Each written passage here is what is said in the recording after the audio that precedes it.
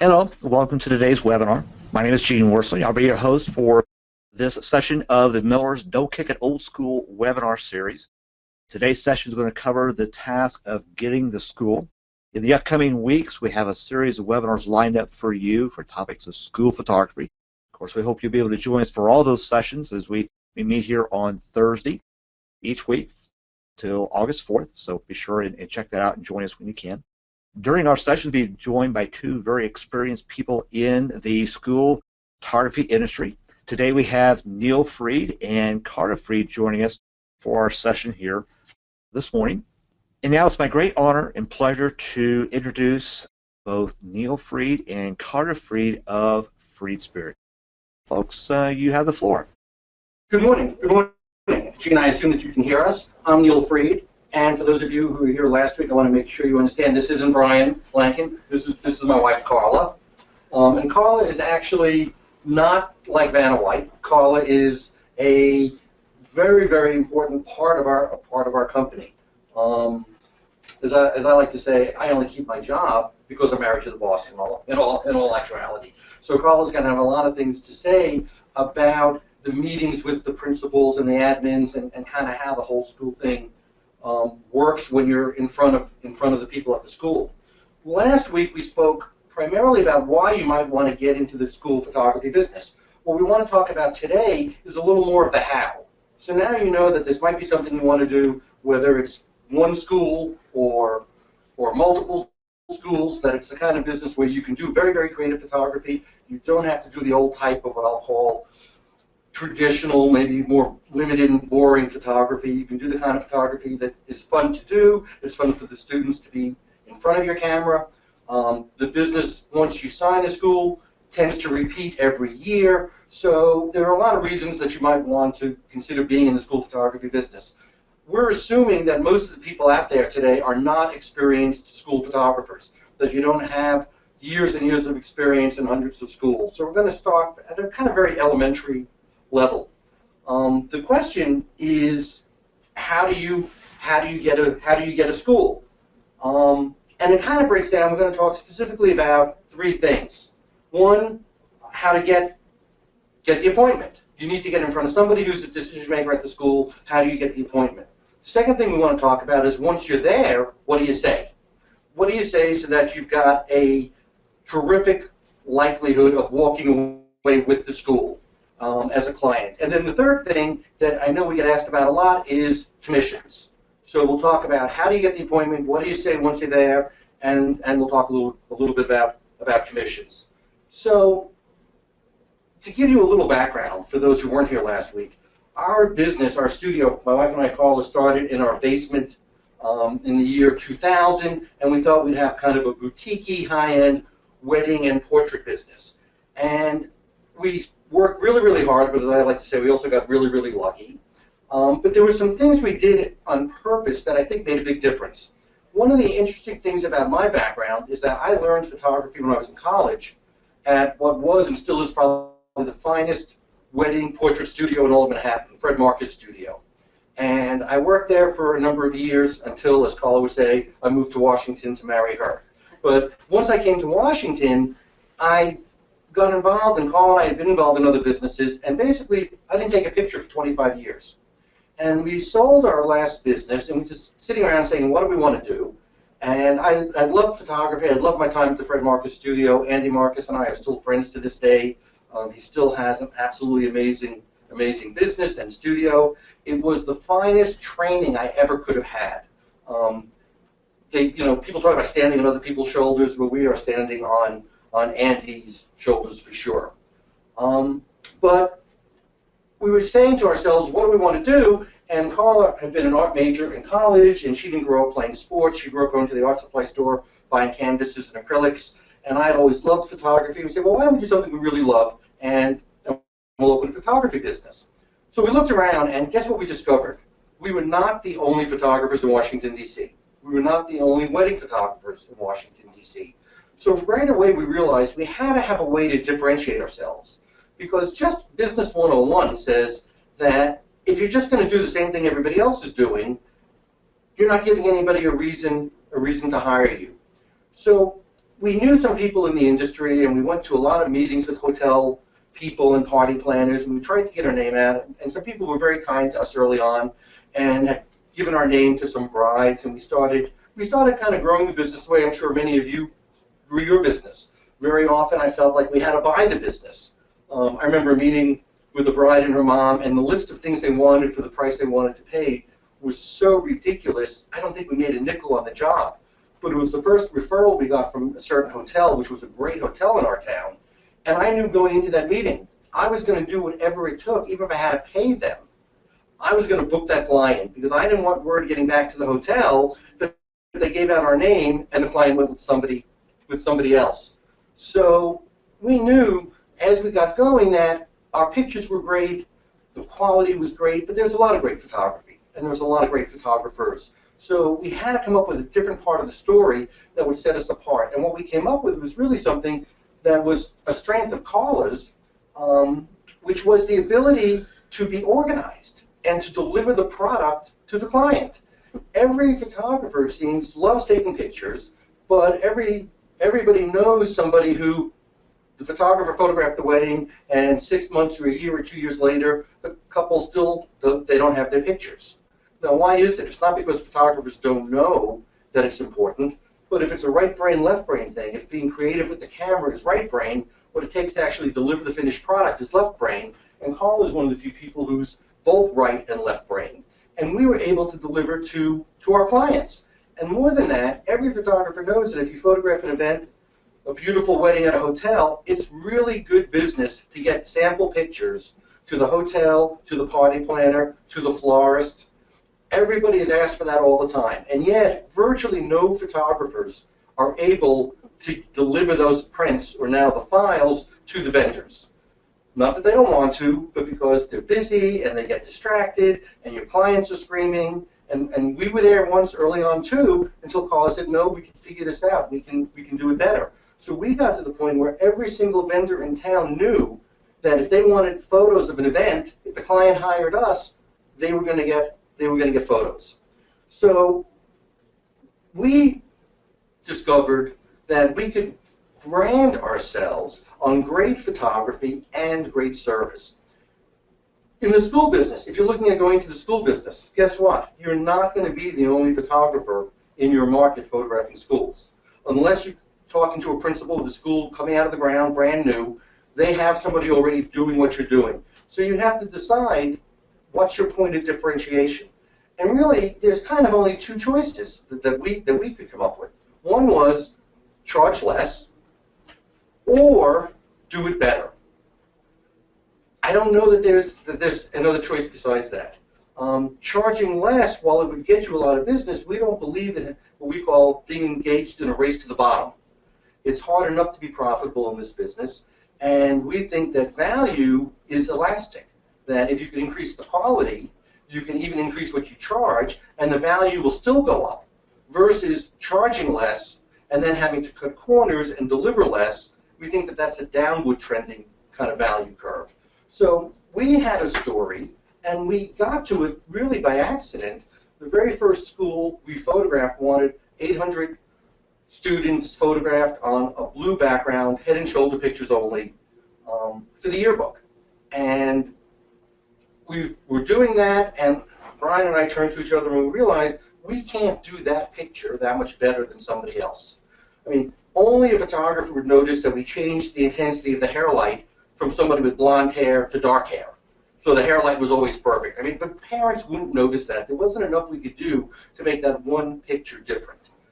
So we looked around and we realized that outside it was beautiful, and we could take the students outdoors and really do a little mini portrait session and do different pictures. And we did that, and then parents were able to go online because they had to see the pictures, so we had to figure out how to put them online. The parents got to see the pictures first. They loved the pictures. They loved the variety, and it kind of worked. So we got to where when we went to our second school, we thought, gee, maybe this is a business. We looked at the sales. We looked at the fact that it was going to happen again the next year. We went to the second school, and it was interesting. We had a meeting set up, which is something that I'll get to later, but I suggest for all of you, we knew somebody who knew somebody. It's easier to go in with if you have kind of a warm lead then a cold call. So we knew somebody who made a phone call on our behalf and got us a meeting set up at a school. And I remember walking in, and the person I was going to meet with was incredibly busy. And she looks up at me, she goes, "I know why you're here, and your friend who set up the meeting no longer works here. I really don't have time. What do you got for me?" So with that warm welcome, I said, "Probably nothing, but can I ask you a question?" She goes, "What?" I said, "I understand you work with somebody, you're really busy, you don't really want to be meeting with me. Let me ask you one question. Are you as happy as you could be with your school photography?" And if she had just blown me off, which she could have because she was busy, we might not be sitting here today. But to her credit, she actually thought for a second and said, "No, I'm not as happy as I could be." So, of course, I said, "Well, what is it?" And honestly, I don't even remember what she said. But I know I said, "Well, I don't even know if I could do that." Because one thing we're going to do is we're not going to be predictable. Because when you say what everybody else says, which is, she says, "Oh, we wanted outdoor pictures," and they wouldn't do it. And then you go, "Oh, well, we can do that." She's now backing up and moving away from you, and I don't want her moving away from me. I want to be the one backing up. So I'm always going to say, and she expects me to go, "Oh, we can do that," but I'm going to go, "Well, I don't even know if we could do that. Is there anything else?" And we started a conversation, and then I said, "Well, you probably don't want to make a change. You're really busy. You don't even want to be looking at this. But before I go," and I'm like standing up to leave, I said, "Let me just show you some of our pictures." And I take out some of these pictures. And I had a handful. We had only photographed one school, and she literally stopped in her tracks. And I could see her, it was like the road runner, the brakes screeching. And she goes, "Wait a second, these are your school pictures?" I'm like, yeah, this is what we do." She said, "You'll do this for us?" I'm like, "Well, yeah, this is what we do." She goes, "Wait here a second." And she goes down the hall, and she comes back a couple seconds later with two guys, and I honestly don't know if they're coming to throw me out or what. And they pick up the pictures, and then they're mumbling, and she goes, "Can you come here this fall?" And I'm like, "Yeah, we can do that." So I don't want to be in a race to the bottom. I don't want to charge less. I want to charge more, and I want people even happier paying more. And let's keep in mind, we're photographers. And what we're selling is photography. And I think if we're talking about doing good photography at a reasonable price, everybody can be happy. School photography these days doesn't have to be what it used to be in the days of long roll cameras and one picture per student, and you only had one chance. So with that approach of differentiating ourselves by being different, by being better, by being another choice, all of a sudden we were able to start making some progress in the market. Now again, what we are talking about are things that work for us, the things that we discovered based on how we see things. We're not here to say this is the only way to do it. I know a photography company with 1,000+ schools that is very successful, and they figured out their production capability in a way that they're able to charge less. And they're very, very hyper efficient, and they're able to charge the parents less, and everybody seems happy, and they're growing like crazy, so there's nothing wrong with that approach. For us, our brain doesn't work that way, about squeezing a tenth of a penny out of every 8x10 unit. We don't talk about heads. How many heads do you photograph? We don't photograph heads, unless they're attached to a whole body. We talk about photographing students and photographing people and delivering 8x10 prints. We don't deliver units. We talk about 8x10 or equivalent. Everything we do is to try to think about what we're doing in a higher end way versus the typical school photography, the typical school photography approach. So first you have to have your way. Where do you draw your line in the sand? How are you going to differentiate your offering so that there's a reason for somebody to talk to you? If you're just the same as everybody else, they don't really have a reason to change. And Paul, you talk to a lot of principals. I'm like motor mouth. Is it fair to say that principals are somewhat adverse to change? Principals do not like change. It's much easier to continue doing the same thing. So one of the things that we're fortunate about in our company is that there's three of us, myself, Carla, and Brian. And we all have, believe it or not, we all have different strengths and different weaknesses. And we really kind of cover the bases between the three of us. There's some overlap, but not too much where we drive each other crazy. The way things kind of break down is that I get the business. Brian photographs the business. That's not that he photographs takes every picture, but hiring photographers, training photographers, kind of photography standards, how are the pictures going to look, how are we going to do it, the equipment. Brian takes care of that. And then again, the hardest part is keeping the school people happy with all the things that they need, and keeping the parents happy with getting them what they order when they order it. And Carla handles all of the logistics and the details and the delivery. Yes. Part of doing that is we do think customer service is very important. Timely delivery is very important. I'm just going to stop here and say how fantastic Miller's lab is in high quality prints, incredibly quick turnaround, good products, whether it's a gift item or the stickers or the service items that the school require. You can count on Miller's for an incredible quick service and able. So it makes my job easier when I go to school and I can assure them we'll have very terrific delivery. I know I've got Miller's to deliver that. I'm laughing because when we started our business in the year 2000, we didn't know what we were doing. And it took us way longer than it should have to get kind of our act together. And that was back in the days of film, and we had card negatives and all of that. And what saved us, what enabled us to deliver to our clients within the expected time frame, is that if something was going to take 5 weeks, we took 4 weeks and 6 days to get our part done. But Miller's turnaround was so ridiculous that we ended up hitting whatever deadlines we had. Same thing with the school business. I can tell you the school business is all about details. It's an unbelievably complicated business in some ways. I don't know why it is, but every school is different and every school needs things somewhat differently. There is no one-size-fits-all approach, which actually is something that plays to your advantage. But when we started, we were also hopelessly behind. We didn't know what we were doing. We had no systems. We had no software. But Miller's turnaround actually enabled us to deliver in the time frame that was expected. And if they had been like any other lab with a normal 1 week or 2 week or even 3 week turnaround, we would have had screaming schools and screaming parents. So we owe whatever success we have to Andy Marcus, for people that we learned from way, way early on, but equally we owe it to Miller's because we wouldn't have gotten over the learning curve if not for them. They did it when we started. They did it again on the school side of things.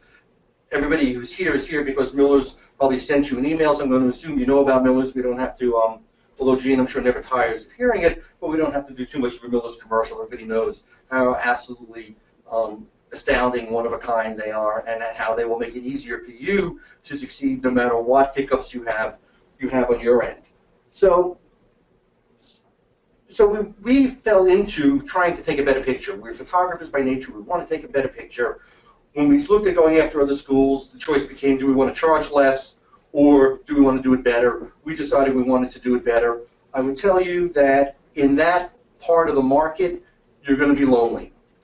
Everybody else, it seems, at least in our market, all the people in the photography business seem to be more of the one picture per student, kind of get in, get out, lower price, and not terribly quality oriented. So it seemed logical to us, why do we want to compete in the exact part of the market that everybody is? There's a book out called Blue Water Strategy, which talks about in any market, you've got where everybody is, but that's where the sharks and the piranhas are, and everybody's bleeding because they're killing each other, right? And the water is red with blood, and everyone's trying to succeed in that part of the market. But sometimes if you swim away a little bit, you get off by yourself with this calm blue water, and you kind of have it to yourself. And we like the blue water strategy. We like being where it's easier to compete, where we're the only or one of the few doing what we do. So we feel that we've got a point of differentiation, and we have a reason to talk to a school, and a reason that they might actually decide that they want to work with us. So the first thing you have to do is you have to get the appointment. If you know somebody at a school, Obviously, your path of least resistance is you want to get in front of somebody who's making a decision. You want to have an opportunity to tell your story and see if what you're about is a fit with what the school's about and if it would be a good fit and you should be working together. If you know a principal, if you know a PTA president, if you know even a teacher, if you know a mom whose children go to a school, you've got entree to the principal or somebody at the office to call and say, so-and-so asked me to call, who can I talk to?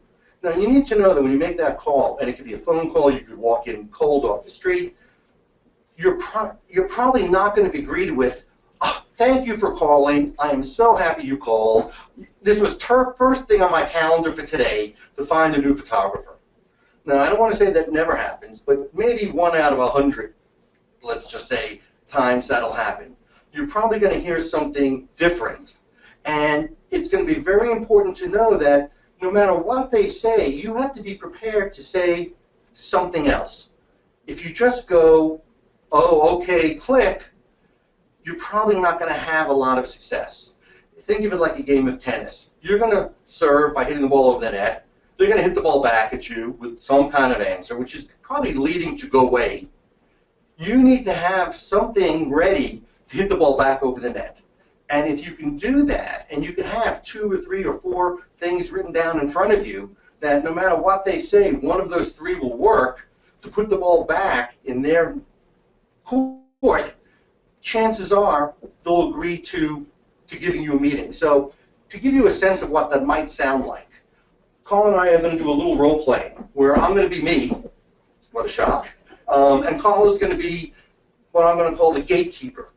I'm going to be calling, I'm cold calling, I don't know the school, I don't know anybody, and she's going to be the, kind of the secretary. Now, one other thing about schools that you may not know, schools are a huge business. I mean, I didn't know this. They are a huge business. They have salespeople coming in every day trying to sell them all kinds of things. So the person who answers the phone, part of her job is getting rid of all those people who call. So she's not apt to say, oh, thank you for calling, you're just what I'm looking for. You're probably going to hear something along the lines of what Carl is going to say. So let's pretend I've got a phone, and I'm calling Apple Ridge Elementary School. Okay, and I go ring, ring, ring, and the phone's ringing. Good morning, Apple Ridge Elementary. Hi, I'm Neal Freed with Freed Spirit, yada, yada, and I'm wondering if you could tell me who I would talk to about your school photography program. Oh, well, thank you for calling, but I just want you to know we're really happy with the company we're using. I think that's great that you're really happy. So you probably wouldn't be interested in talking to me. So I guess I should leave. Thanks a lot. Click. Right? I mean, that's an over-exaggeration. But they're going to say something, and if you take it at face value and say goodbye, you're not putting yourself in the game. There's a saying in sales that you have to hear no 3 times before you make the sale. So just because they're saying no, you have to be hearing, not yet, they don't know what I know, they really, really want me. So whatever words come out, that's what you have to be thinking. So let's try it again. So, all right, so I'm going to go ring, ring, ring. Good morning, Apple Ridge Elementary. Hi, I'm Neal Freed with Freed Spirit, yada, yada. I'm wondering if you could tell me who I might talk to about your school photography program. Oh, thank you, but we're really happy with the company we're using. That's great. I'm glad. I mean, I think it's great that you're happy. Can I ask you one question? Sure. I don't know. If there was one thing they could do better, what might it be? I'd like things delivered a little quicker. What do you mean? I mean, they get them to you within a few weeks, right? Well, no, it takes too long. I mean, it can't be that. I mean, too long is how long? Oh, 2 weeks, 3 weeks. Oh, I don't even know if I could do better than that. But we are the fastest growing company in our market, and most people in your situation end up being thrilled with us. Do you think it'd be worth 5 or 10 minutes to see if maybe we could do a little better, maybe make you a little happier? Yeah, I think I'd like to see if I can improve this problem. Okay, you get an idea? Just it doesn't matter what you say. We're going to do another one. It just matters that you don't say, oh, okay, goodbye. So let's try it again. Ring, ring, ring. Good morning, Apple Ridge Apple Ridge Elementary School. Hi, I'm Neal Freed, yada yada. Would you mind telling me who would I talk to about your school photography program? Well, we're really not interested. Nobody ever complains. I'm hanging up the phone right now. Well, before I do, can I just ask you one question? Sure. How many people call and are thrilled? None. Well, that wouldn't matter to you, would it, if people would call you and thank you for having the photographer that you have? That would be really nice. Might it be worth 5 to 10 minutes to get together? And I don't know if we could do it, but maybe we could. Yeah, I'll have to ask the principal. Should I follow up? But you get the idea. They're going to say something, and you just have to have some way to volley the ball back. Let's try one more. Ring, ring, ring. Good morning, Apple Ridge Elementary. Hi, I'm Neal. If you don't mind, I know you're swamped and busy, but could you just tell me who I would talk to about your school photography program? Well, it's really not very important. What we have is good enough. Okay, so you're totally happy.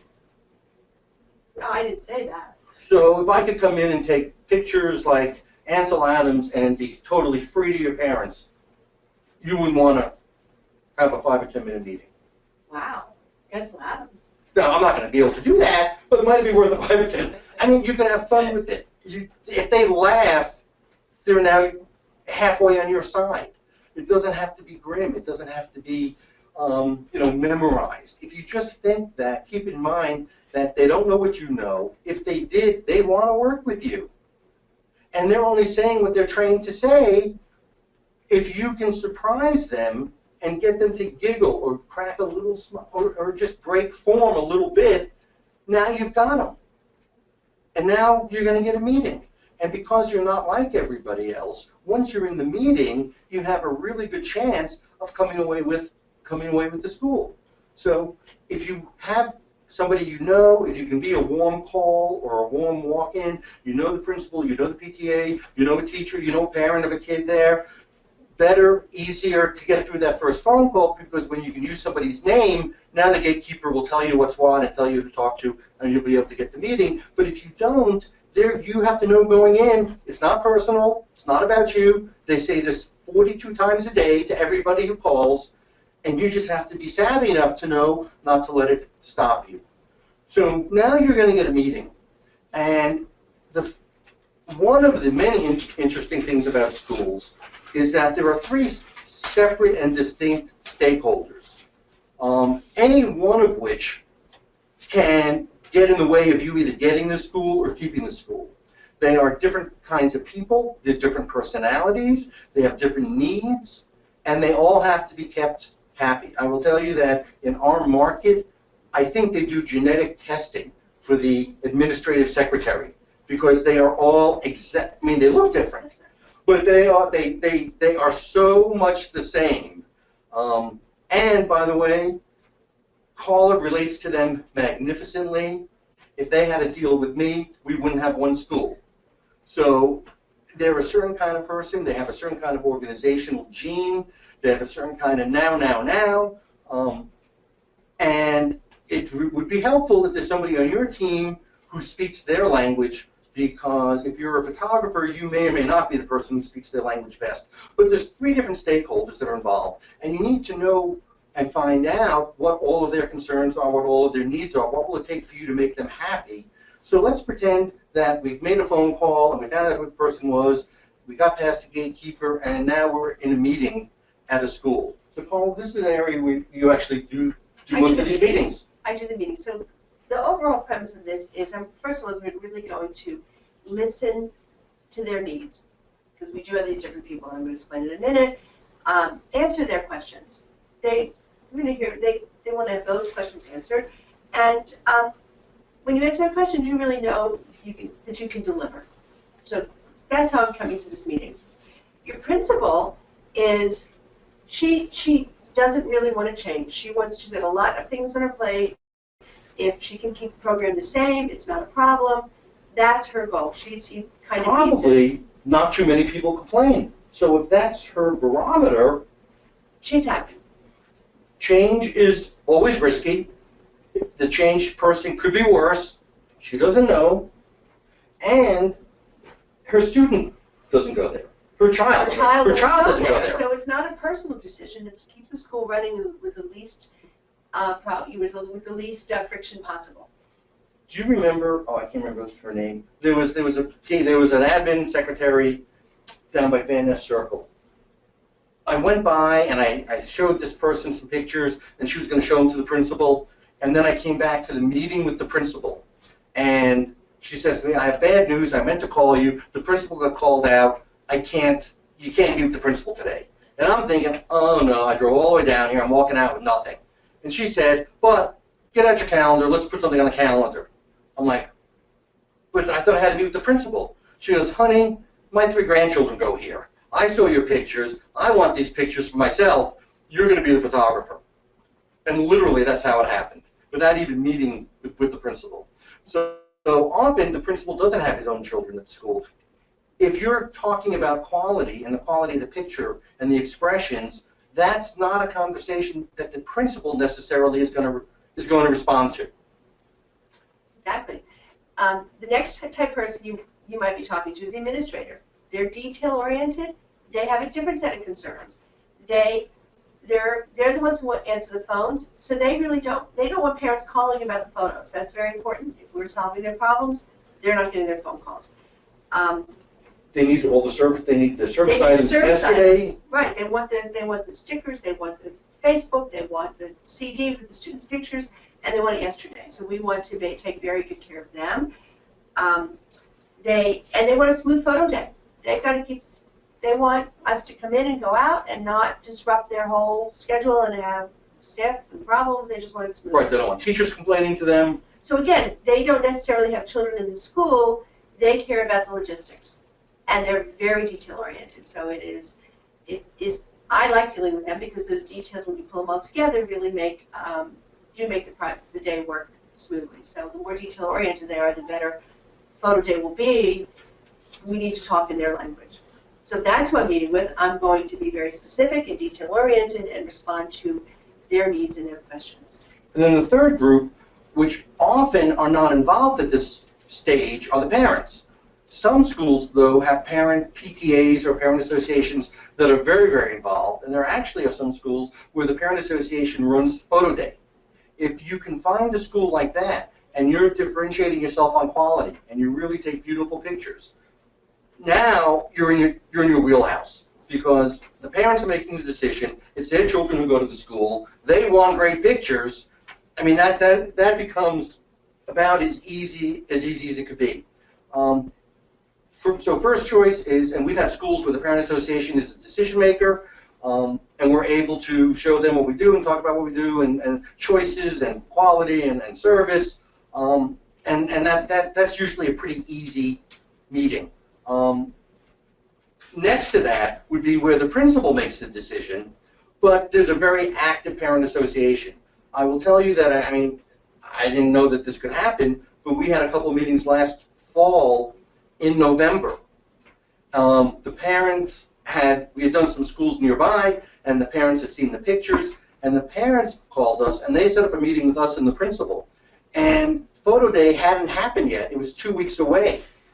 And they really insisted that the principal cancel photo day and go with us. So we had a couple schools last year where, so this is possible. Well, you can meet with the school in early November and photograph them a week or two later if the parents are involved. Because, at the end of the day, even though the principals often make the decision, they're not buying the pictures. So the customer for the pictures, the customer in terms of making the decision to go with us is often the principal or the admin.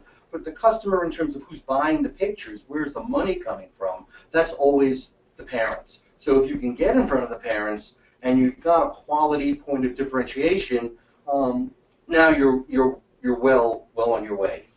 So Colin, so what are some of the things that principals, when you're in those meetings, what are the things that they talk about? What are their hot buttons? Or I know you had a meeting yesterday with the principal. What did she like? Here's a case where it's after the fact that she was reviewing. She was reviewing. She was happy that photo day went smoothly. She was happy that her parents were very happy. She even talked about the students would go home and tell their parents what fun they had. That was a great barometer of success. She particularly liked the photographers, and she spent time telling me how terrific the photographers were, how much they liked their work, how much they, so she enjoyed having them in the building, and she liked seeing the results. That made an impact. Speaks to good photography and having good experience in school. And then the rest was we did the business part, but because we had good experience, smooth photo day, and she said to me, we plan to stay with you a long time. We're very happy. The same thing that hurts you when you're making your initial phone call, all of a sudden becomes your best friend when you're the photographer. Because everybody else who calls, they're going to say, we're happy, we've used them a long time, we're not interested in changing, and they don't want to change. If it's working, they were happy enough, they thought, with what they had, which in many cases was not the level of service, not the level of, what was the word, professional acumen? We photographed a school, and one of the teachers there, I didn't know this, was a client of ours for a wedding. And we show up at the school, and he's kind of looking, and he tells me this after the fact. He's looking at photo day and how it's flowing and how many photographers there are and how it's outdoors and the pictures of the kids. And he's like amazed, and he's thinking like, who are these guys? Because he's been around a long time, and he's seen a lot of photography companies. He knows what photo day is typically like. But I ran into him 6 months later, and he's telling me the story, how he's watching this, and he's saying to himself, who are these guys? And then when the photographs start coming, and he sees that it's Freed Spirit, he goes, I should have known. He said the operational acumen was so much, only a teacher would talk that way, and the operational acumen was so much higher than what he was used to. Everything you do, we have a thing that we talk about, which is that every touch at a school, and that could be dropping off a flyer, it could be picking up, I mean, it doesn't matter. It's photo day. It's every phone call, every email, every visit for any reason, every touch is a marketing opportunity. We personally don't drop ship pictures to the school. Even if they're going to be delivered to the school, we're going to personally deliver them because it's a touch and it's a marketing opportunity. And think how hard it was to get your first meeting. Here's a chance to have another meeting. You go by, you say hi, you chit-chat, you drop off pictures, that's a touch. Okay? We want every touch to be a positive touch. And then it's almost like Chinese water torture in a good way, because over time, they just know that everything works the way they want it to work. I've actually delivered pictures to the school where I've gone into the back, and so one other thing, I mean, we have literally signed schools because the admin would get pictures from the photographers that weren't sorted and weren't labeled. So we go to incredible lengths to make sure that if we're delivering something to a school, it's clear, it's marked, it's labeled, there are instructions. I've actually gone so far, literally, as to go into the back where the teachers' mailboxes are, and if we're delivering class pictures to the school, we have them sorted by teacher in envelopes and labeled, and I'll go and I've actually put the envelopes in the teachers' mailboxes when one of the secretaries was out and the one was like, I'm so frantic she couldn't even deal with it. And I'm like, well, would you want me to just pop them in? She's like, oh my God, you would do that? Well, why would I not do that? Why would I not spend 10 minutes to get a lifelong friend? So to me, again, a touch is a touch is a touch. We want as many touches as we can get. Every touch, think back to how hard it was to get that first touch. What you had to go through, how you had to rehearse your answers to their questions just to get in front of them. And now that you're kind of in the family, you can get in front of them anytime you want. Take advantage of it. I don't want the UPS guy dropping off my pictures. We drop off our pictures. We, myself, Brian, Carla, we have photographers that when they're not busy, we're going to go, we're going to package it, we're going to make sure it looks right, it's easy to understand, everything is right there, it's alphabetical, it's in order. I mean, people, I can't believe we drop things off and they're like, oh my God, you sorted these. Well, doesn't everybody? And they roll their eyes. You wouldn't believe how we've gotten things in the past. Photography is not central to the mission of a school. I mean, we all know that. So anybody who's working in a school is working under incredible pressure, incredible stress, No Child Left Behind makes it very, very difficult in a lot of areas. They're being graded always on how well their school's performing. And what we do is not really central to their mission. So anything we do that makes it harder for them to do what they're really there to do becomes a negative. I mean, it's just that simple. So we want it to be a positive. And oftentimes what they're used to is so negative that we don't have to do a lot of the plus side for them to think we're out here because the difference is so dramatic. So you talked a little bit about the principal. You talked a little bit about the admin. Anything with parents? The parents it really speaks to the good quality photography. They are interested in that, and they're interested. So for those of you who are really talented photographers, the parents will appreciate your skill and talent when they see these pictures in their home. And that gets back to the school, and they're happy. The parents care about the choice. They care about a quick, when they place an order, that it's going to come timely. So parents I was at the meeting at a school. I mean, here's just one other thing. Once you get going in your market, let's pretend you want to do 2 or 3 schools. Once word gets out about what you do and how it's different and how it's perceived as better, you can do things differently. I think when you're in the new business phase, not unlike when we started our wedding studio, and I would have paid the bride's mother to photograph that wedding, because long term it would have been worth it. The value of that hotel as a referral source was so great that I was going to book that bride no matter what, rather than her go back to the hotel and say she hired another photographer. We look at that, we take the long approach, and while we don't like to lose money, we do take a long approach, and I want to have a school for 10 or 20 years. So one of the questions we hear a lot is, well, how about commissions? And a couple things. One is, and this is just my own kind of pet peeve, sometimes people talk about kickbacks. What about kickbacks? I think the word kickback, I haven't looked it up in the dictionary, but being in D.C., I can tell you that it's a very pejorative term. It implies something illegal that a government contractor does to get a contract. It's not reported. It's under the table. So it's got a lot of pejorative connotations to it. Whereas a commission is a standard part of business. Salespeople pay commission all the time. Companies pay commissions all the time. So one thing that we do is we don't talk about kickbacks. We don't use that word. I actually knew a videographer who was in this huge hotel. He was plugged in Florida. I mean, huge hotel. And he was the exclusively referred videographer. And he was so thankful for his position that he went to the head of catering or whomever it was, banquets, and said, can we do anything? Can I do something for you? Do you want a kickback? And he was not referred again. Versus had he said, can we do something as a commission? I think it would have had a different outcome. So we're very careful in the words we use. Similarly to when we were starting our wedding business, if a school is receiving money as a commission, I think when you're new, it's very, very hard to try to rock the apple cart, so to speak. So just as I said to that mom, tell me what you want to pay, and I'm going to do it. We make it easy for schools. Tell us what you were getting, and we're going to match it. We don't arm wrestle, not day one. There's a difference when you're established and you have credibility and you have a track record and you're valuable to them in a different way because you've actually done it. One of the things about branding yourself and differentiating yourself is that you can't brand yourself on service until you've actually done it. Everybody thinks they can say, oh, my service is so much better than somebody else's. Well, that may be, but the person listening, you have to know and put yourself in their shoes. Every single person they talk to says the same thing. So you can talk about picture quality if you can show it.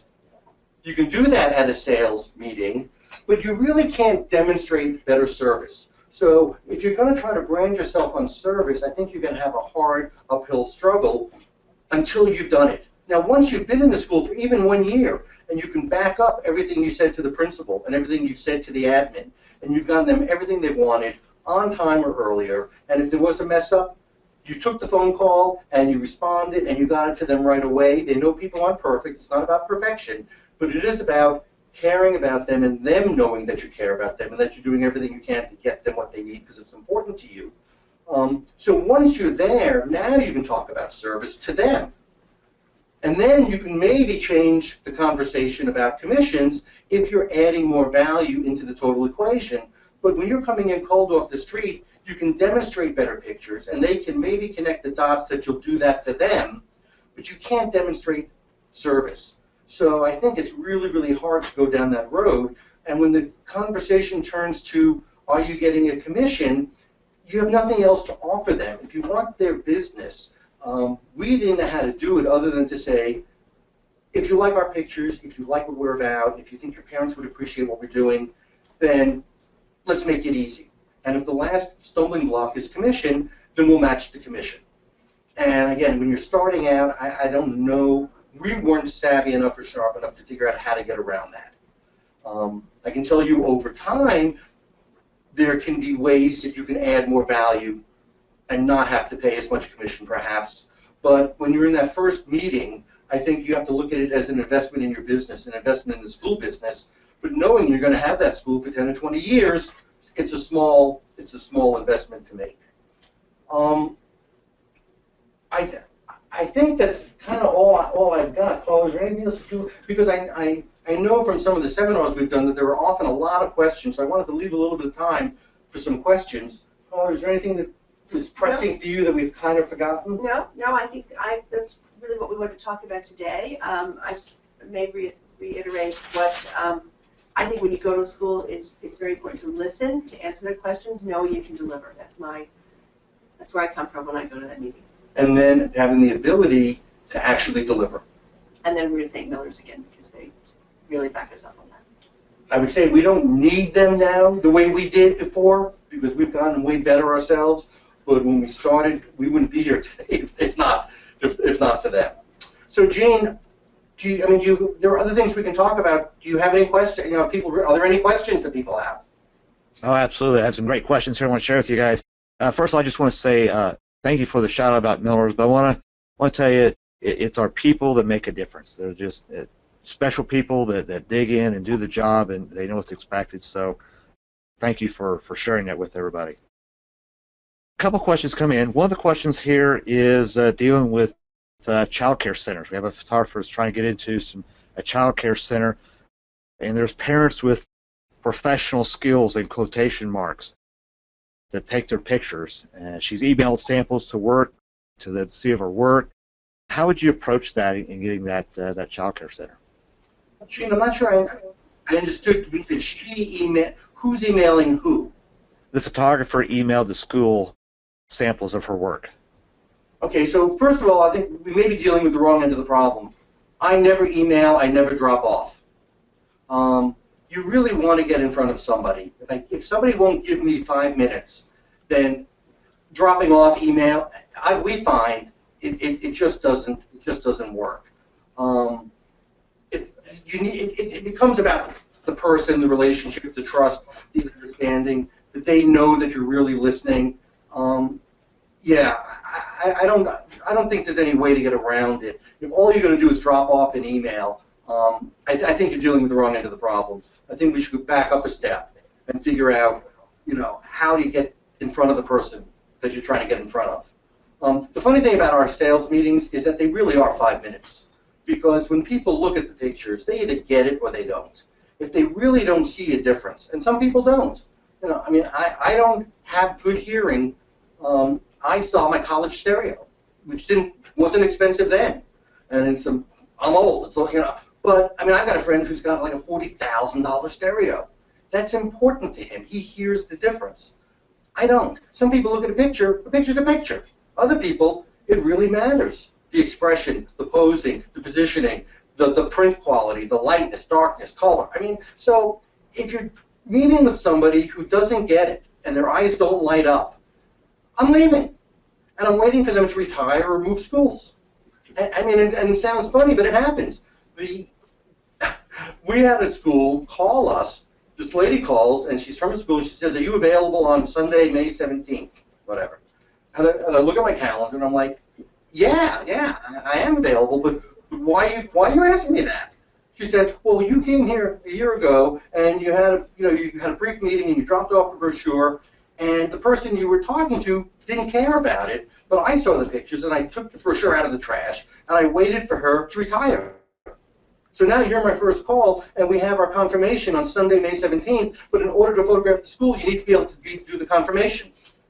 So can you be at the confirmation? So I'm like, yeah. She was great. Can I come and see you Monday and sign a contract? Okay? So it's not going to happen because you just sent an email off. Okay, good question. The next one here is pretty timely to what you're discussing here today. Question is, just getting started, wanted to know, would it be smarter starting with a daycare or a private school? What's your opinion on that? I think they're both good. Daycares, little kids are adorable, and private schools, we do very well in private schools. If people are spending their money to send their children to and value education, they're really, chances are that's a very good market to sell a lot of photos. I agree with Carla. I think preschools are very hard. Let me just say that. Photographically speaking, they're very hard. The kids are very little, and anybody who photographs kids knows some days are good days, some days are bad days.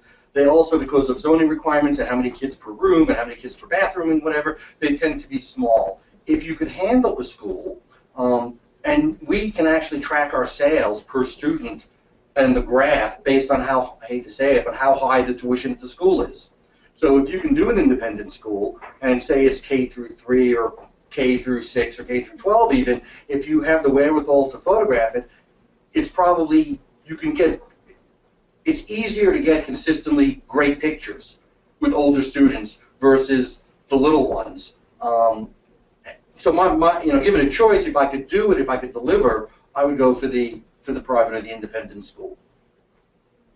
Okay, fantastic. Another question. Are there any special sample materials that you use, anything specific that you take that to help you along with the sales process? Yeah, and actually, we tried to start today with a slideshow, but there were some technical difficulties. But Gene, if I send you a link to YouTube, could you email everybody with that link? Oh, yeah, absolutely. Be happy to do that. So Gene's going to, in the email he sends out or the invite to next week or somewhere along the way, he'll email everybody a link to a slideshow that we have on YouTube. I've got that on my laptop, I've got that on my iPad, and when I'm in a meeting, it's a simple slideshow of pictures we've taken that are school pictures. We don't hire models, we don't do marketing sessions. Every picture we show is an actual photo from photo day with 50 kids waiting in line, but we show good pictures of students. And if you haven't photographed a school yet, then if you photographed family sessions with young people, with students, you can probably grab some of those pictures and make some prints or put them in do a little slideshow or just put them on your iPad that you can scroll through. I don't think it doesn't have to be complicated. It's just good pictures of young people. Okay, the next question here is really timely. It says, I'm meeting with the principal right after this meeting. Any last-minute suggestions, follow-up, encouragement you could give this person? If you have 30 seconds afterwards, call me before your meeting. It really depends on, I need the setup. What kind of school, what's your background, how is the meeting established, what's their expectation. If you can give me a little bit of the background, I may have some thoughts on this approach versus that approach.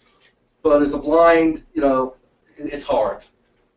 I'm not trying to punt, but I just wouldn't know what to say, and that's it. I never walk into a meeting blind. I know the school or something about it, or I've got an approach in mind. But you are going to go in and listen to what their needs are. You might even start with a question like, what's important to you? Why am I here? What Carla said is brilliant. Don't start, if I'm going to say anything that's generic and general always, don't be a salesperson. I often will start a meeting with, why am I here? I'm sorry, I make a lot of calls. Nice, why am I here? Or however you would say that, what's important to you? Get them talking. If you can get them talking, now you can respond and to what they're talking about versus, I think, generically speaking, a salesman walks in and does his thing to everybody. Don't do that. At all costs, don't do that. Right. Why am I here? Why am I here? And they're going to tell you, I want better pictures, I need better delivery. So you're going to hear what they say and start there. And just hope they're not really savvy and they go, I don't know, why are you here? But that doesn't happen. No, they want to be heard. They'll hear. Here's the thing. If they really, really, really had no interest whatsoever, you wouldn't be sitting there with them. I mean, you got to know that. They may say they have no interest. They may say they're happy. They may say everything is great. If they really had zero interest, they're not giving you the meeting. All right, good questions. I think that's going to wrap it up about what we have time for here today. Appreciate it, you guys being here and sharing information with everyone. Thank you so much for that. As we get ready to close up here, I'm going to share with you Neal's email address.